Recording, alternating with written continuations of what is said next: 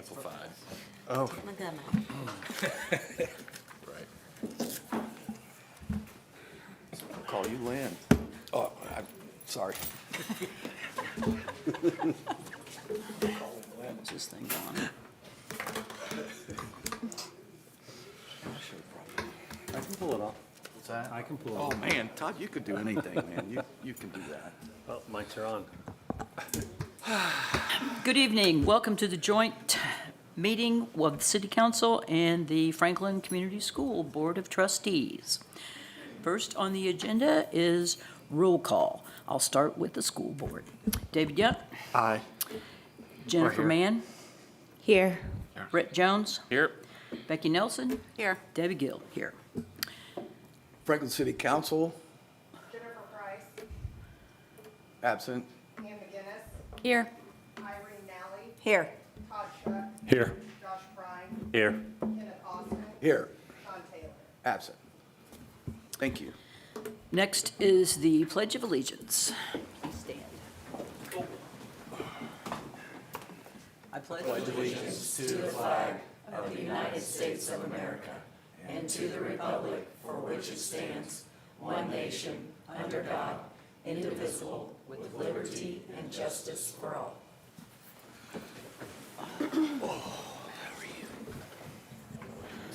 Invocation by Todd Chuck.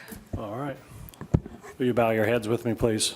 Dear Heavenly Father, we pray to you tonight, giving all thanks and glory to you above. We just ask that you look over us tonight during this meeting, and we just ask for your blessings upon both of these, council and school corporation. In your name we pray. Amen. Amen. Okay, discussion for Franklin Community Schools, paving the way for Franklin's future. Dr. Clendenning.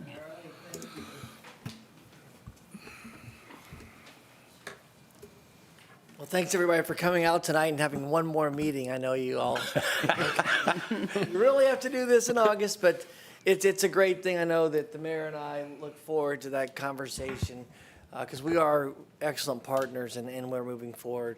So the start of the school year, our theme is paving the way for Franklin's future. And, you know, we took a little liberty in thanking the mayor at the chamber meeting for the 31 project, even though it's not his project, but I know you guys all get ecstatic for it.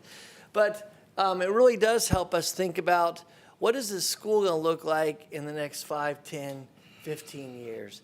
And so I thought tonight I would just kind of share a little bit about where we're headed and some things that are number one kind of for us.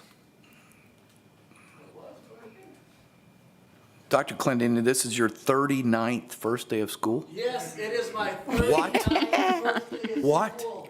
Isn't that crazy? Yes. Wow. 39. And then if you consider all the years, the 13 that I was in school myself, and then, you know, I've been in school for over 50 years. So how many years with the corporation here? This is 18. 18, Yep. okay. Yeah, and it's been a real blessing. So yeah, so 39th first year, and my happy place is definitely riding my bike and having a fun time. So where are we headed? Well, some new things that happened this year are cell phones are being eliminated from the school day. And I'll tell you, it's actually been quite good. We've had very little stress come into play for that. Wow. The middle school did a good job because they actually kicked it off in the past years. Both when Mr. Ahaus was there and Mrs. Holman, they just didn't allow kids to have them out. They kept them in their locker, and maybe they could have them at lunch, but mostly no. At the high school, last year, they could have them in the hallway or unstructured time. That is not the case today, and it's really working well. I do think that the next step of this and the iteration is actually a limit on screen times. You know, as we talk about one-to-one technology and the different things that are moving forward, the legislators are really talking about, you know, how much time should kids spend on a screen in the school? Yeah. And I think you're going to see that, especially K-8. I think you're going to see limits put to that. High school will be a little bit different, I think, as they get ready for that either career or college experience. In late November, 1st of December, we will have accountability grades for the first time since 2019. The legislators are saying this is kind of a 0 year for everybody, but we're all going to have those. A few differences from the past. They are going to try to look at individual growth for each kid. The other one that's going to come into play is attendance, chronic attendance.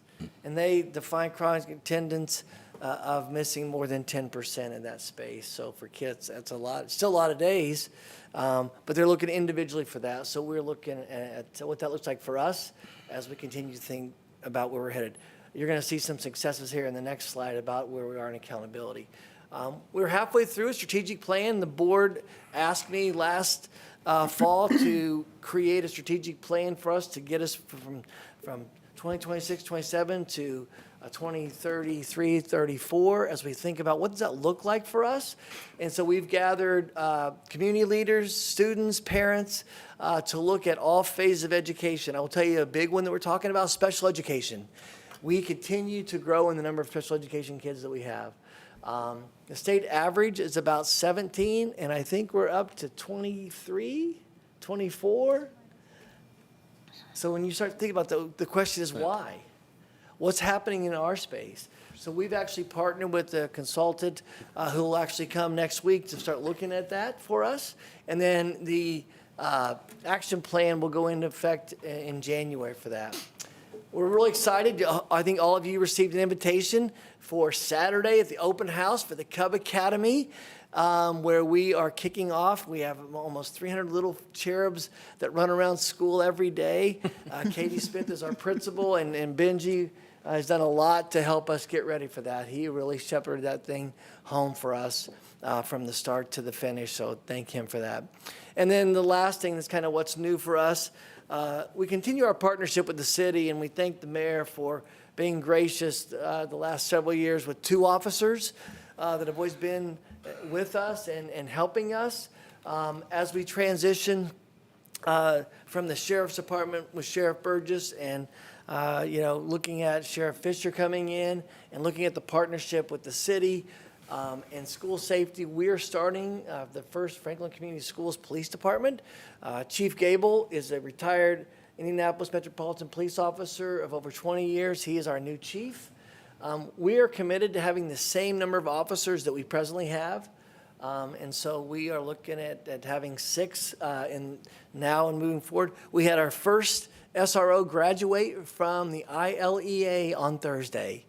And that was really exciting. Nathan Wooten's his name. And then next Monday, our second officer goes out for that 16-week training. So we're excited about that. And we continue to have a strong partnership because during this time of transition, the mayor and Chief Cochran have been gracious to still give us 1 officer at CBIS. And we thank them for that. It's been a real blessing for us. So thank you very much. This is our President's strategic plan, and this is what's going to change as we continue to move forward.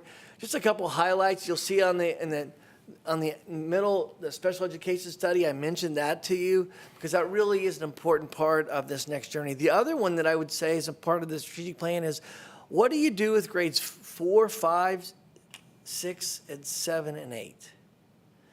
Right now there's a lot of pressure on grade 3. Pass the iRead test. And once you pass, then what? So that 4th grade year, you're still at the elementary school, but we're still doing a whole lot to make sure reading happens.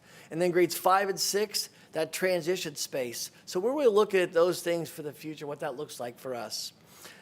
We continue to be one of the school of choice as far as both parents and for teachers. It's a really important part of our journey.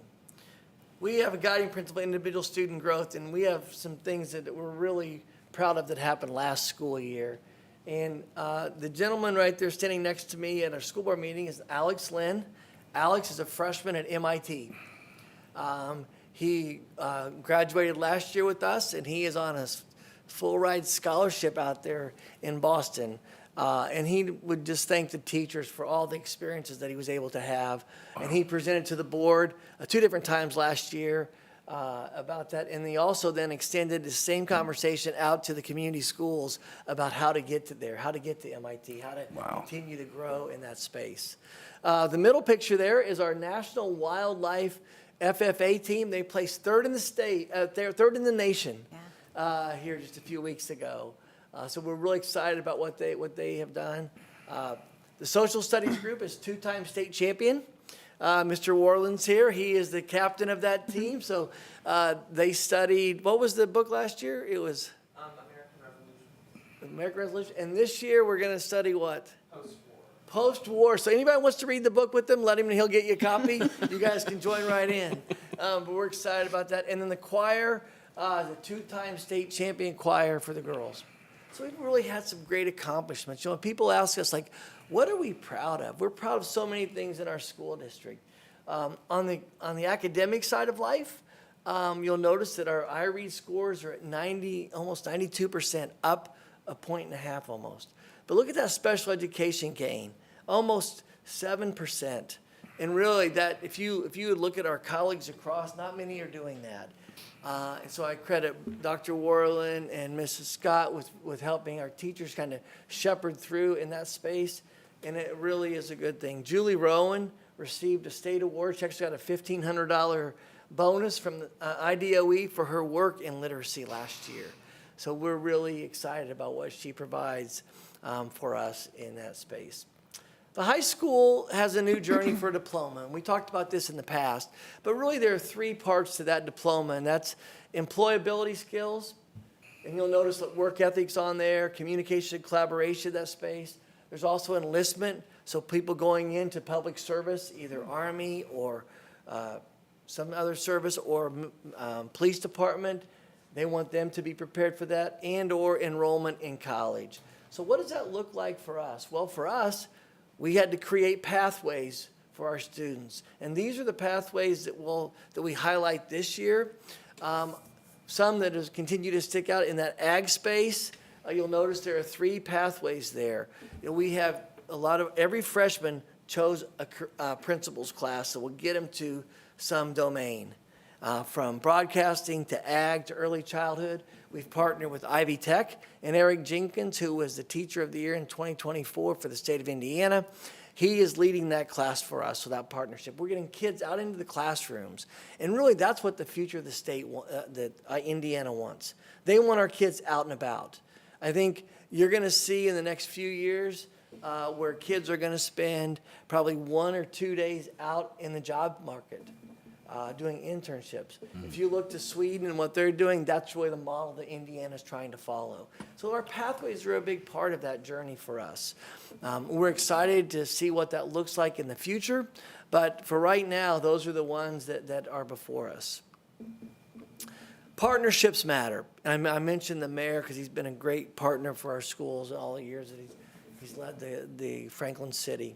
But these are some of the other internship opportunities that our kids have. You know, in the past, the mayor's had a couple of our students come to his office. This year, you'll notice that Jefferson Shreves has a member, as a representative, has a person that is doing an internship there. He's actually sitting in our audience. It's Ben. He's his first high school student ever to be an intern coming out of that. Process Alliance, I think we've all heard about the news that Process Alliance is moving forward with to help downtown. Well, Darren Thompson and his team continue to be very gracious to us, both in providing internships for our kids, but also giving back. They sponsor a second grade field trip to a STEM site for all second graders for what they do. So we're really excited about what that looks like. So those are some other places that you see that support our schools, but this is where we're headed. We also offer a number of high school classes at the middle school so that our kids can free up their junior and senior year to go do these things. That's going to be part of their accountability grade. I know Dr. Warland is working with our principals on creating that space and creating opportunities for them. You know, not all kids have the luxury of having, our mom and dad have a job opportunity. They can, hey, go work here. So we got to continue to provide ways to connect kids and students through this, and that's what we're doing with these internships. And people ask me, where do our kids go? This is an example of last year's class, a few of our kids. Where are they headed and where do they go? We have our first United States Naval Academy plebe. Kurt Holcroft's son is out there, just finished up that experience. But you can look across all the different places that we're going. Just truly amazing. So our kids can go toe-to-toe with anybody once they travel through our halls and with our teachers in that space. We have been very fortunate over the last several years to have several Lilly Scholars. From 2017 to present day, we've had a Lilly Scholar of at least one student. So then you start thinking, well, where are these kids today? So I'll just kind of highlight a couple of them. Dr. Perk is in Cincinnati, she's entering her second year of residency. Brittany Clutchy is also a doctor, IU Med School. Avery Otten is an attorney for Ice Miller. Jonathan Ott is a research specialist at the Mayo Clinic, Cleveland Clinic in Cleveland. Emma Dillon is supply chain person at Lilly. Lily Lacey is in her first year of med school. Jenna Newton is on the board of directors for DePaul University. She's one of the students that was elected to be on the board of trustees. Nice. Emma and the rest are still in college in that space. So when you start thinking about our kids and the impact they're having on the communities that they're living in and they're experiencing, they're really doing some amazing things. And it really is because of kind of our teachers and the people that help guide them and shepherd them. We have a few celebrations coming up. Webb turns 60 years old. Anybody go to Webb? We got one couple Webb. All right. 3 Webb. But they turned 60 this year. We're going to celebrate them. CBIS is 50. And on September the 18th, it's homecoming. But we're also having a tailgate party and open house for CBIS that same day to kind of celebrate them. 19 for the high school. You think, well, what's 19? Well, here's what's 19. We're paying off the mortgage. Mr. Ray House will write one check here coming up, and it'll be the last one that we ever have to pay for that high school total, that mortgage. We're really excited about that in that space. So we'll have some big burning party or something on Franklin Cub Academy is opening up, and then, like I said, Saturday at 10 o'clock, we are having the ribbon cutting. I think the mayor will be there and some other people as we just kick off that, and you'll give a tour of that facility. But it really is a wonderful site for our kids. It's a great educational space, and our partner, Schmidt, did a great job. And as I said, Benji really made sure that they stuck to what they said they were delivering for us. We had some great athletic endeavors last year and kind of where we're headed. The girl at the very top here in the blue with the sunglasses on her head is the first time we've ever had a state champion in female for track. Maddie Judge, it won the discus. I think it was like 158 or something feet she threw. So we're excited about that. Addie Martin right next to her was runner-up in the pole vault. But, you know, as you travel through there, the guys in the middle were in the state track meet. Lucas, the blonde-haired kid with the blue, he's at Texas A&M as a breaststroker. He just placed second in the nation in the summer junior Olympic program, in the U.S. Nationals. So doing pretty well. The golf team, Lexi Ray has got second. She's now at Ball State playing golf. And our boys golf team went to the state for the first time in many years. And our wrestling team won the state championship as a team. So we're doing pretty well in looking at how things are going if you're a kid in our world. From an adult in our world is also pretty exciting. Amanda Ray, that actually should say a different thing. Amanda Ray was just notified last Friday that she is in the top 3 in the state of Indiana as a teacher. She'll find out. She has an interview with Dr. Jenner this week, right? Or is it next week? It's coming up with Dr. Jenner. So that's the last step of a hurdle. She had 12 people show up at her door at 11 o'clock on Friday, and she was getting ready to do an activity with the kids, and all of a sudden she sees all these people from IDOE. Mr. Betts was there, Miss Betts was there, I was there, and she can just kind of see her eyes like, oh my. Mr. Purley is the principal of the year for the district, as well as Mr. Warland is the assistant principal of the year. And then I mentioned Julie and what she get was a $1,500 reward. we continue to have other people that have highlighted, their experiences that have done quite well. And, I really do think it starts with great teachers to have students really do their very best. And we have some outstanding, we have some of the very best in us. So where do we head? What are some things that I look at as superintendent, and we've been talking with our board about some uncharted roads to travel on in this paving the way for the future? One is parent choice. Right now, we have the smallest kindergarten class that we've ever had. We have 298 kids in kindergarten. So you're thinking, is that really true? Well, it is true, but there are more than 298 kindergartners here. Parents have so many more choices right now at the elementary level to go to school. So we need to continue to find ways to engage and collaborate with them in that space. If we get out the kindergarten class, we're right on track. We think for enrollment. We have about 350 to 375 kids. The high school, we have 2 classes that are over 400. So we're really doing pretty well, but it's that parent choice that we continue to look at. Recruiting and retaining teachers. It's really our number one mission right now. We are looking to continue to find ways to make us that school of choice. It is becoming more difficult. We just had, for example, the start of this school year, the Friday before, we had a school counselor quit. So if anybody wants to be a school counselor, let me know, we're still looking. I don't see any takers yet. We also had a biology teacher quit. John said he would. That's so nice of Sean.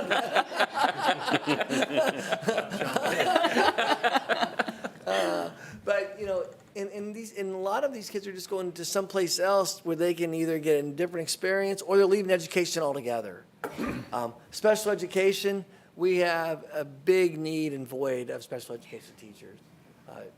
Ms. Scott has continued to find ways to them, and there's a program through the state called Asset that we have to enroll teachers in and people in if they don't have a special education background. Well, then that's also, they're learning as we're learning what it's like to deliver instruction for those kids, and it's very difficult.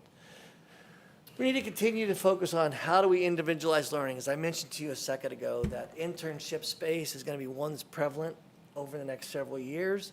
And how do we do that in that space? And so those are things that we're going to continue to think about with the board, about what that looks like to our strategic plan, and also through the city. How do we partner together to make sure that our kids in Franklin can go do whatever they want when they walk across that stage in May?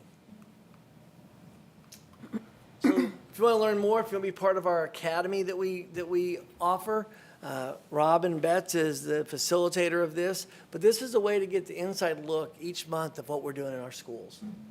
That way people can experience and hear from us about what's going on. I know, as you think about how do you get information? Well, this is one way that we want to deliver information out. You don't have to be a parent. You just have to be someone that cares about our school to come be a part of this journey. So that's a little bit of where we're at and where we're headed. I'll be glad to take any questions, and if I can't answer them, we'll pass them off to somebody else. Dr. Clendenning, I didn't see Anderson Hauser on here. Are you partnering with Anderson Hauser? We do. We do a couple different things with Anderson Hauser. Okay. One of them is I thought so. We have a group of kids at the high school that go to their headquarters in Europe. And actually, they were going to come here tonight, but a couple of them could not make a presentation. So in our September board meeting, they are going to be there, and they're going to present that. We also have them in our internship. We have at least 2 kids in their internship program right now. I thought so. Yep, they're a great partner. Thank you. Well, thank you very much for, like I said, for coming out tonight and listening a little bit about how we're moving forward in our district and kind of what we're focused on right now. So thank you. Thank you.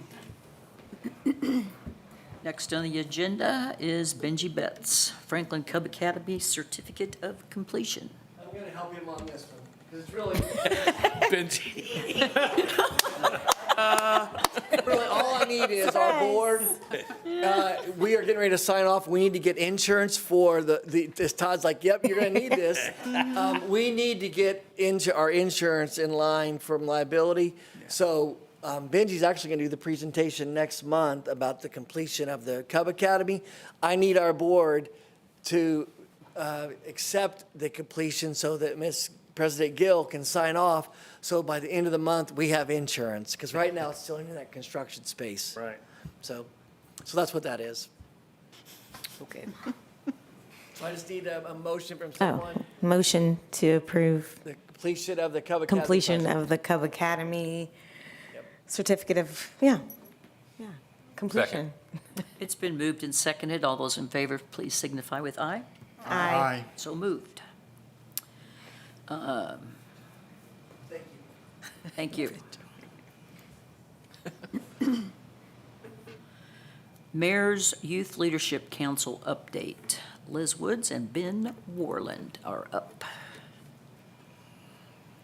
Hi, so I'm Liz Woods, and I'm currently president of FMLC. So this is Ben, he's the vice president, and he was president last year, so he's gonna kind of tell you about what we did last year, and then I'll come in about this year. So yeah, last year, FMLC, we were able to do quite a bit as a club, but the main project we did, as some of you will probably know, was we installed the pet water fountains along some of our greenway trails at various locations. In order to fundraise that, we did a walkathon last spring, and I think I saw a few of you there. So, and we did other fundraisers throughout the year, of course, but in total, yeah, we were able to raise over $3,000, so that was incredible. Just a little update on what we did last year, but now I'll turn it over to Liz, looking forward. Yeah, so like Ben said, we had a really good year last year, so kind of keep that momentum going. But right now we're still really early. We had our first meeting 2 Thursdays ago, and at that meeting we just kind of split up into groups and talked about projects we thought we could maybe do this year, and we got a lot of really good ideas. So then this meeting we'll pick one and we'll decide on one final one, which is really exciting because then we can really focus on that. But yeah, other than that, just a lot of planning right now. If there's anything you guys want to see from FMLC, let me know. But yeah, we're just really excited about the year. How many members? About 35 of us, I think, Okay. right? Yeah, so we've got a good group. It's a good number. There are a lot of really dedicated people, and we're glad they, have this opportunity to connect with their local government and community and really be a part of it and make a difference. Do you have any fundraisers planned already? Right now, not necessarily, just because usually we like to plan the fundraisers kind of based around what our project is and kind of have them correlate so that the fundraisers also raise promotion for the project. But we do a lot of dine to donates throughout the year, and we sell things just throughout the school year during lunch and stuff like that. Oh yeah, the winter market's a big one for us. Yeah, we always do a booth there too. So yeah. How does the student get involved in that? So we go to the middle school around the end of the year-ish, and we talk to the middle schoolers about FMLC, and then they turn in an application, and then we go through all the applications anonymously, and we pick the best ones, and then we find out who the applications were, and then we invite them to the club. So yeah. Is it a 4-year commitment? It's all through high school, or? Okay, so it used to be a 4-year, but this year we did a new constitution change. So after sophomore year, you can decide if you just want to drop out and let some new people join and just kind of give up your space, or if you want to continue on, just because we kind of felt like sometimes people were staying all 4 years and getting kind of tired by the end, and it just wasn't helping really. Yeah. Makes sense. I think it's a great opportunity, as you guys know. I mean, I speak about this many times to city council, the faces we see here, what they're experiencing at your age is incredible that you get to do that so young. So I'm glad that you were participating. Absolutely. Thank you so much. Thank you. Thank you. Thank you. Project update, Mayor Barnett. Good evening, and thank you all for being here. This is one of our favorite times of the year to come and see what the schools are doing and make sure the rest of the state sees how a city and school corporation are supposed to work together, and we do a good job of that. And I do appreciate Dr. Clendenning and I. We do usually have a lunch once a month, and then we meet with college president, CEO of the hospital once a month. So we do stay in communication. If there's ever any issues, we pick the phone up and, hey, Doc, You know what I mean? So we get along really well and appreciate that. Appreciate our Mayor's Youth Council and all the kids. And it's really exciting to see what our Mayor's Youth Council can do and the excitement that they bring. It really is one of the most enjoyable things I do. So us, City Council, Mayor, our number one priority is a little bit different than the schools. You know, the schools do a great job of taking care of the education, and our number one priority is public safety. And I will tell you that last year, 69% of our budget went to public safety. We just introduced our budget last Monday night. This year, 72% of our general fund budget, $24 million budget, goes to public safety. So I think that says a lot to our commitment as a city to the safety of our citizens. We do, a couple of times a year, try to prioritize drug roundups and to keep the poison away from our kids. And I will tell you, from what I've seen in the last 10 or 15 years, we have really made a big dent in the war against drugs. And people say you can't win that war. I don't know that you can totally win it, but we can sure put a big dent in it, and we're doing that. So I'm proud of our police department. We also, this year, we partnered with Bargersville, if you've noticed, with Bargersville Ambulance Service. The reason we did that, all that money that is charged to the user, us, if we have to, hopefully none of us have to use an ambulance, but if we do, that is charged, you pay for that. That is, sometimes your insurance does, sometimes your insurance doesn't. But Bargersville has a better way than what we had with seals on our users to be able to pay for that. And also, all that money that does get paid stays right here in our county to make the service better. So I think that's a win-win for Johnson County. Quality of life is the next thing that we all enjoy in Franklin. And as you've heard, probably, I'm sure you've heard by now that we're working on some quality of life projects with Scott Park expansion and with a pool expansion. We also have a bond that's rolling off next year, which will be our pool bond. So it's time. It's been, I think that pool was originally built 40 years ago, and it's at the end of his life. And we all know how desperately we've needed a Scott Park, not only just to bring people here, but for our own residents. That's huge to me, for our own kids to be able to have a good place to go and call home.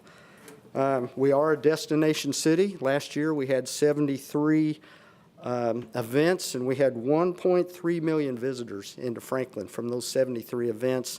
Of course, the 4th of July and the holiday lighting, that's our biggest ones, and that's my favorite. So I do love those too. We have an arts advisory board that does a lot of quality of life stuff. And I will tell you that, you know, we've been talking about the ugly water tower by the amphitheater for years. And the council this year, we were given a grant that we could do anything, $275,000. We can use that grant for anything. And the city council is going to put that in a fund to help try to get Mayor's Youth Council to raise funds this year to help. It's going to take about $500,000-$600,000 to get a nice mural, something attractive for people to come and want to see, not just a painting on the side of a water tower. We want something special. People will come and want to see it. Infrastructure. Infrastructure is our other big thing. Yes, US 31, that's front and center. And I will tell you that it is going to be a great project when it's done. The city's part of that, like we said many times, the trail, the drainage on both sides of 31. It's going to be trails from city limits to city limits, a lot safer, pedestrian traffic. I will tell you that, and I'll just say it, people know I say it the way it is, and I want to thank Rosie, the Chamber of Commerce, the US 31 construction project information. That's really been helpful. And the Chamber's done a good job this year to try to promote those businesses out on 31 to try to keep the impact at a minimal. I wish the state would do their part, and that's what I'm going to say about the state needs to do their part. They gave the information. They was going to be done August 1st so we can get back into school. Well, we see where that's at. Last year, the state didn't follow through. So if you're watching state of Indiana, I'm calling you out right now. Why don't you stick to what you're going to say? And if you can't, at least work overtime. That's the part that frustrates me. They're not working the overtime. So we'll move on from that one. US 31's been a pain. Graham Road Phase 1, getting ready to start at the end of the month. The bridge, just up by the animal shelter there, the Humane Society is where they're going to end it this year. Phase 2 will be next year. We also getting ready to start. They've already started with the handicap ramps with, we have a 2026 pavings, a $1.8 million project, and $900,000 of that is a grant. There's about 32 streets that's going to be paved.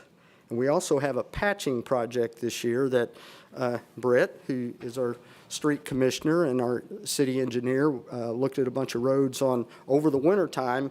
Instead of us just seeing roads where we got potholes, what can we do where those roads are and do a better job of patching them instead of just putting cold mix in and trying to get by for a year or two. So we have about $300,000 or $400,000 worth of patching work, whenever you call it patching work.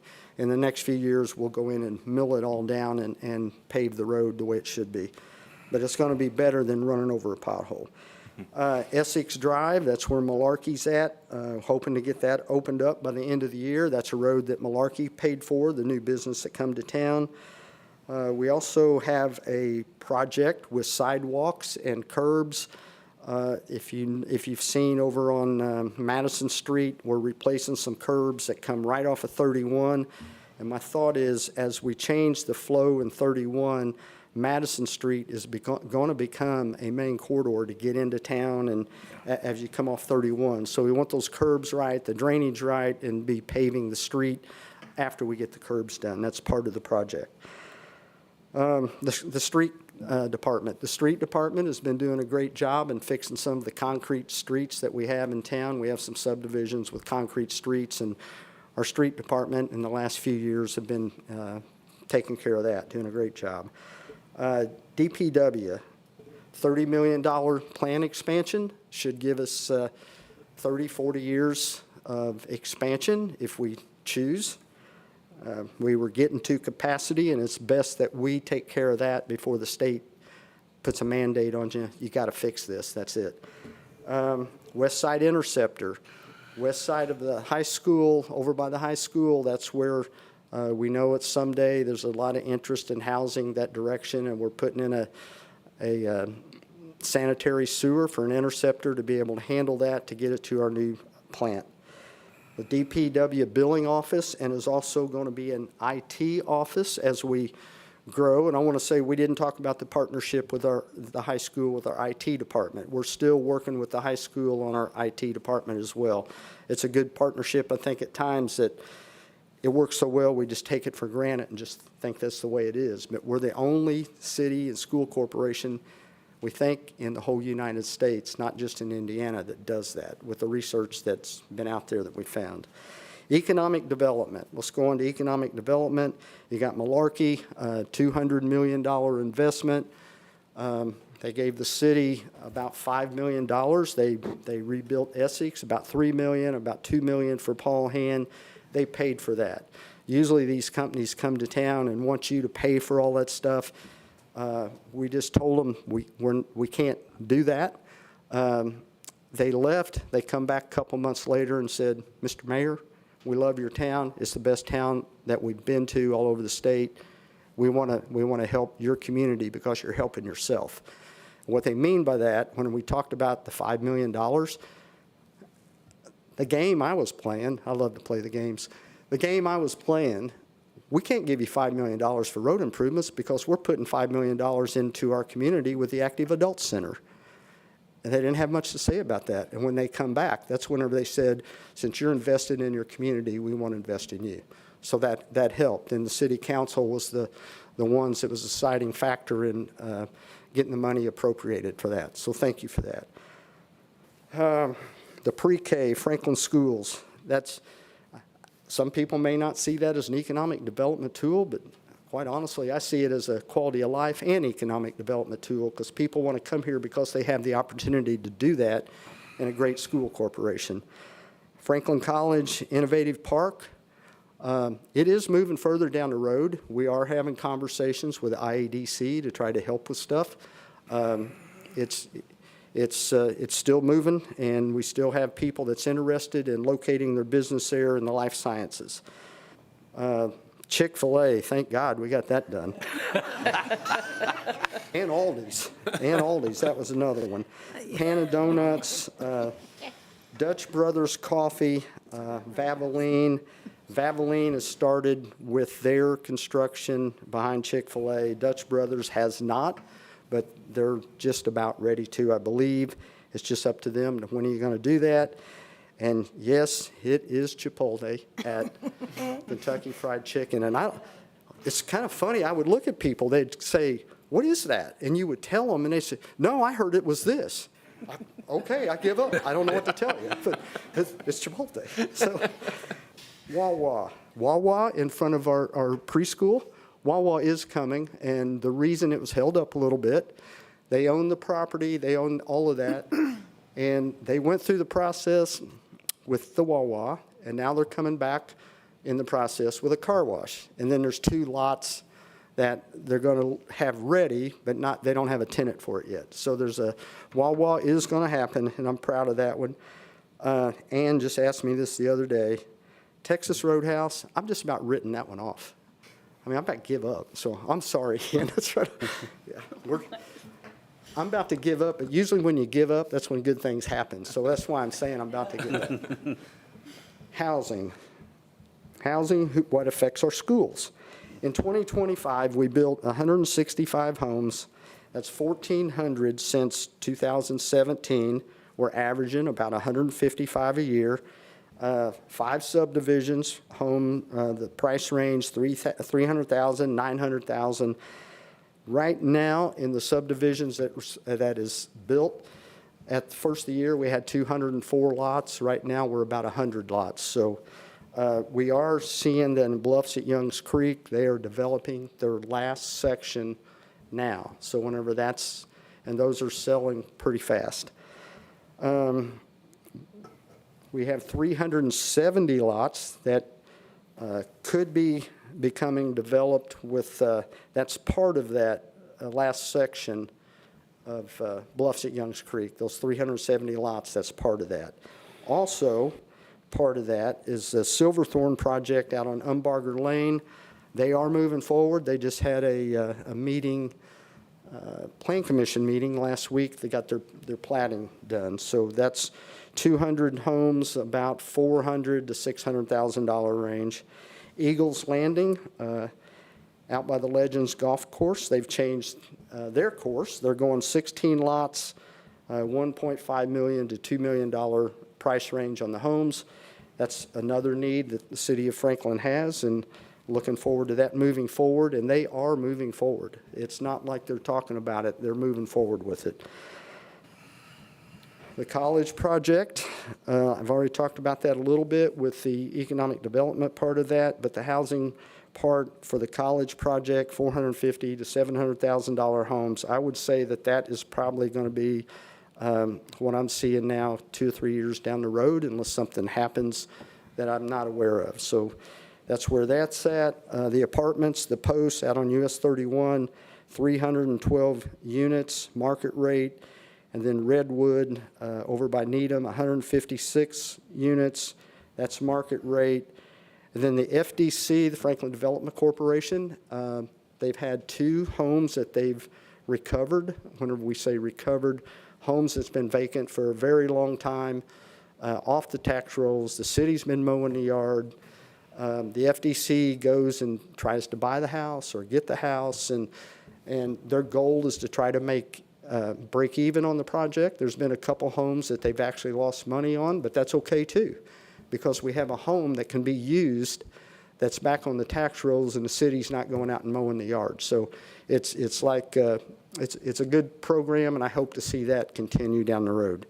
And it's in most of the homes that we've been working on is in the lower income area that we have really tried to lift up as a city with alleys and sidewalks and paving the roads and the FDC helping with homes. And whenever you see that, you drive through those neighborhoods today, and that's also where we concentrated on cleaning up the neighborhood with our police department, and it's just becoming a hidden gem in that area. So we're proud of that.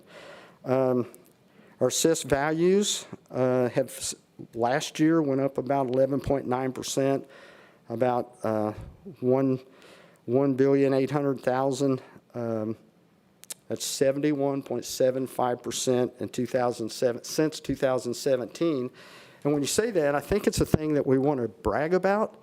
But on the other hand, I'm not sure we want to brag about that, because that's why all of our property taxes went up, and that's why all of the big debate on the SB1 and all that. That's because all the assessed values went up. And the assessed values has went up all over the state, not just in Franklin, Indiana. So we're not the only ones with this problem. Grants is something else we like to work on, and since 2017, we're $26 million in grants. So that's how we've been able to accomplish a lot of stuff and not have to bond a lot of it. I also brag about this a little bit on how we've been able to utilize cash. Now with these next two projects that we're trying to take on, there will be a bonding component with that. However, with that cash, it's a $50 million project, the pool and Scott Park. We have the RDC is putting in about $6.2 million for engineering, plus they bought the property, which was $1 million. So the RDC has about $7.2 million in the project, and then we're going to put through our EDIT funds, Economic Development Income Tax funds, we're going to take $5 million and use $5 million there. So we are putting cash into this, and you will hear more about this in the coming weeks on where we're headed. Future projects, Innovation Park, like it or not, the Earlywood interchange will happen someday, and that will be working with the county and state. And with that, I will tell you, you've all heard me talk about an interchange for 10 years now. This time, we kind of, I don't want to say we put it on a back burner, but we wasn't pushing that real hard. The state of Indiana has reached out to us, and they're starting to see the need of what we have in Johnson County and starting to see the need in Whiteland. And what I'm hearing from Whiteland, they can't fix that the way it needs to be fixed. So it's easier sometimes for the state to invest in the next interchange. And I think that's what they're starting to see. Forsyth Street culvert. There was a time on Forsyth Street, you know the culvert there, that it's two round pipes and they're getting egg-shaped, and been working with the county on that for several years. Then there was a time that the bridges were our responsibility, so we were moving forward, and now it goes back to the county. We have done the engineering. We're going to partner with the county, and the county's really loving this partnership because we just heard Jefferson Shreve's name a few minutes ago. He's the only congressman that I ever had that actually was able to find us a grant, and he is working to get us a $1.1 million grant. It's out of the committee. Now it goes to the full Senate, House, and then Donald Trump has to sign off on it, and they're saying that usually happens after the midterms. So I'm pretty happy that the county should be happy because they're the ones that's going to benefit off of that grant that we worked to get. Also, Westview Trails. From 44 out to 31, there's a trail that we have been applying for grants for the last 2 or 3 years. We're going to apply again this year for a community crossing grant. Youngs Creek improvements. That's another project that we would like to see get done, stabilizing our banks, our creek banks, getting our creeks cleaned out, get the water flowing again. You know, that's almost like a never-ending battle. However, we're looking and going to try to work with an engineering firm and talk to some other folks on how can you do that to where the water doesn't, there's ways to make that water go different routes and be more of a destination stream than just a stream that holds water. So that's what we're looking to work on. And then I know there's another one that we'd like to work on at some point with the county, Simon Road, the Simon Road improvements. yeah, we realize that that's not a very safe road, but that's not a city road. That is a county road. We have had many conversations with the county about that. The county really wants to fix that road, and we would partner with that, but they can't get the right-of-way without doing eminent domain, and I just don't think that they're ready to do that right now. So we'll see where that one heads someday. But that's basically all I got. I like to give updates when I can give the updates. A little long-winded, but that's where we're at. So that way, if you talk a lot, they don't ask you a lot of questions, right? But I'll take questions. I'd be happy to. Any questions? Okay. Thank you. Thank you very much. Thank you. Good job. Steve, I would just reiterate, actually, I'd comment, I guess. I would just reiterate Dr. C's comments around the police department. Obviously, that's a huge transition for us as a district.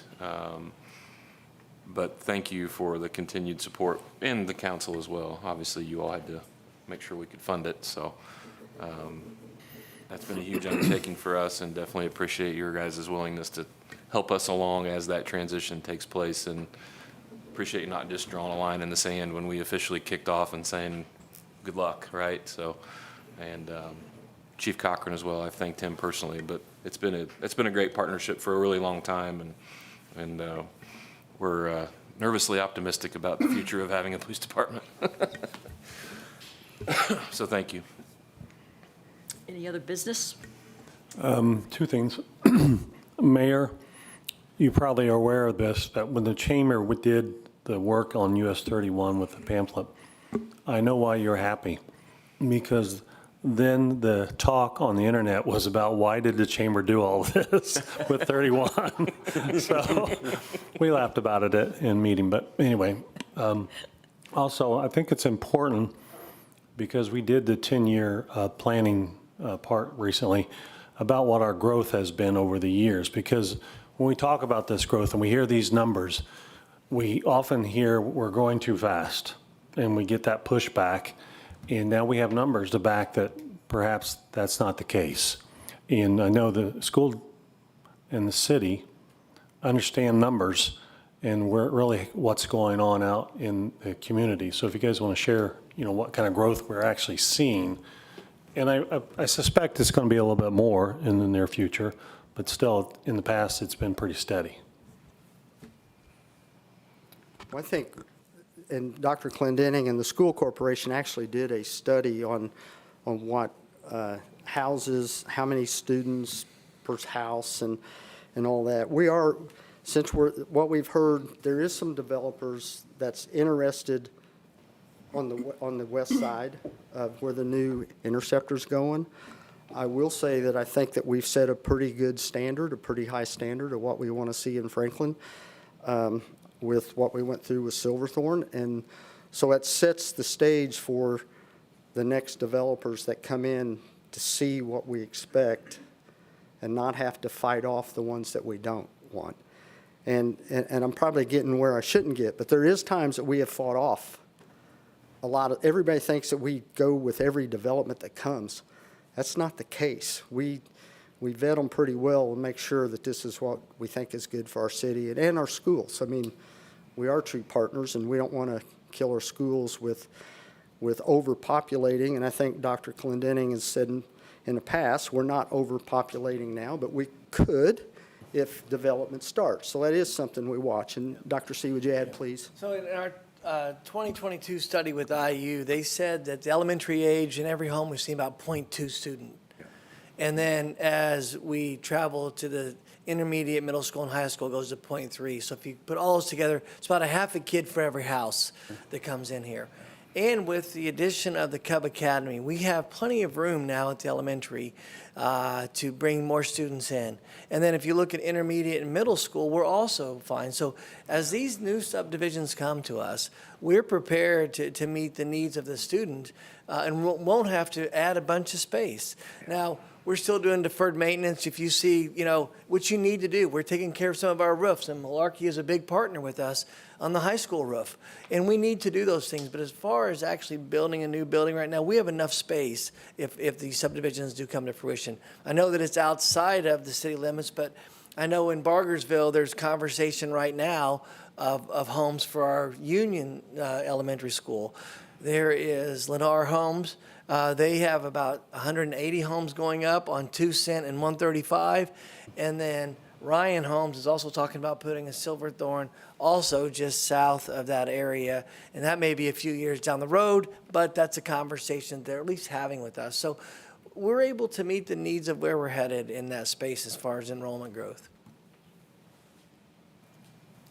I want to throw one more a potential partnership with us that we've talked about, the mayor and I. Going from Upper Shelbyville Road, from the apartment complex to Needham Elementary, the bike path stops right where the apartment complex is. So we're talking about creating that space from the bike path to go from there into Needham for safe travel for our kids, because we do have kids living in the apartment complex, and also with the addition of the one going ahead of that.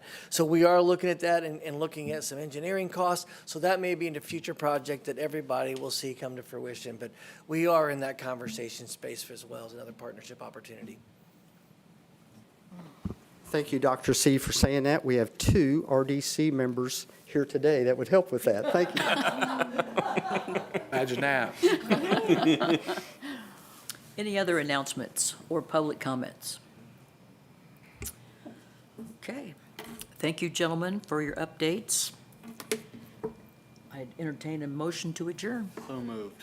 Second. It's been moved and seconded. All those in favor? Aye. Aye. Thank you. Good to see you.